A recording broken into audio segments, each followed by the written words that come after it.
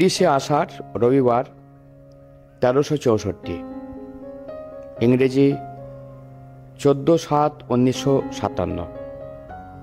প্রাতে শ্রী শ্রী ঠাকুর বড়াল বাংলোর বারান্দায় সমাসীন, ভক্তবৃন্দ নীরবে বসে আছেন চারিদিকে। কিছুক্ষণ পর কথা উঠল। কথা প্রসঙ্গে শ্রী শ্রী ঠাকুর বললেন, আমার এখানটা যেন একটা ইউনিভার্সিটি। কত ভ্যারাইটির বৈচিত্র্যের লোকই যে আসে। অনেক আনগ্রেটফুল, অকৃতজ্ঞ, তাও আসে।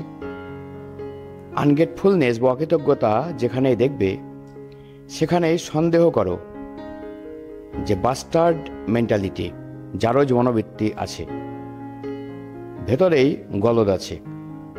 যেমন একজন হয়তো বড় বিদ্বান আছে, কোনো কারণে তোমার পরে ক্ষুব্ধ হয়ে তোমার সাথে বিশ্বাসঘাতকতা করে বসল।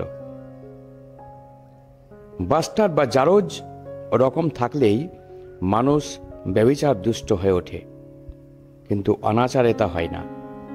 অনাচারে নৈতিক জীবন দুর্বল হয়, আর ব্যভিচারে তা জারজ হয়ে ওঠে। ফলে আসে নেমখারামি, অকৃতজ্ঞতা। এ বাস্টার্ড লাইফ অর্থাৎ জারজ জীবন না হলে হয় না।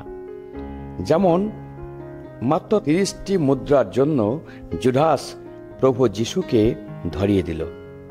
কিন্তু তোমার মোরাল লাইফ বা নৈতিক জীবন যদি দুর্বল হয়, অথচ তোমার বংশগত রকমটা ঠিক থাকে, তাহলে তুমি মদ খেতে পারো, গাঁজা খেতে পারো, গলায় ছুরি দিতে পারো, তাতেও তোমার লাইফ কারেন্ট বা জীবন স্রোত যেটা সেটা ঠিক থাকে, ভেলোর বা পরাক্রম থাকে।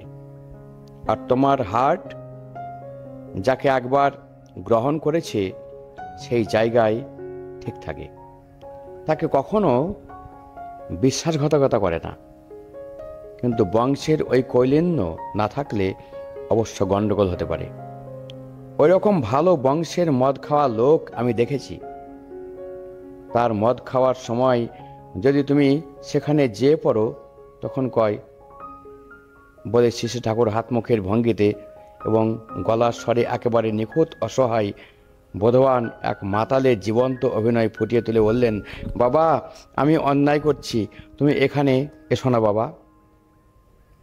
আবার হয়তো কয়, বাবা আমি তোমাকে ছাড়বো না, কিছুতেই ছাড়বো না, ইত্যাদি রকমের। এই আমি যা কলেম, এরকম মানুষ আমি দেখেছি, এ সত্য কথা। এরপর তামাক সেজে এনে দেওয়া হলো। তামাক খেতে খেতে শ্রী শ্রী ঠাকুর এক সময় নল থেকে শ্রীমুখখানি সরিয়ে বললেন, বিশ্বাসঘাতক। আর একটা যেন কি কথা আছে।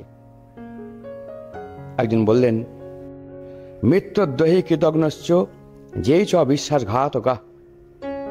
শ্রী শ্রী ঠাকুর সঙ্গে সঙ্গে উৎফুল্ল হয়ে বলে উঠলেন, হ্যাঁ হ্যাঁ, তে নরা নরকং জানতি যাবচ্চন্দ্রাদি দিবাকর। তারপরেই বাণীর আকারে বললেন, অনাচারে নৈতিক জীবন দুর্বল হয়ে ওঠে, আর ব্যভিচারে ভ্রষ্ট হয়ে ওঠে তা হীন জারজবৃত্তি সম্পন্ন হয়ে থাকে। ফলে আসে নেমখারামি, বিশ্বাসঘাতকতা, কৃতজ্ঞতা ইত্যাদি।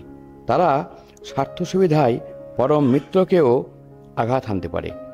কথায় আছে, মিত্রদ্রোহী কৃতজ্ঞশ্চ যেই চ বিশ্বাসঘাতকা তে নয়া নরকং জানতি যাবচ্চন্দ্র দিবাকর। অনাচার দুষ্ট হলে দুর্বল হতে পারে, কিন্তু অমন্তর হতে দেখা যায় না।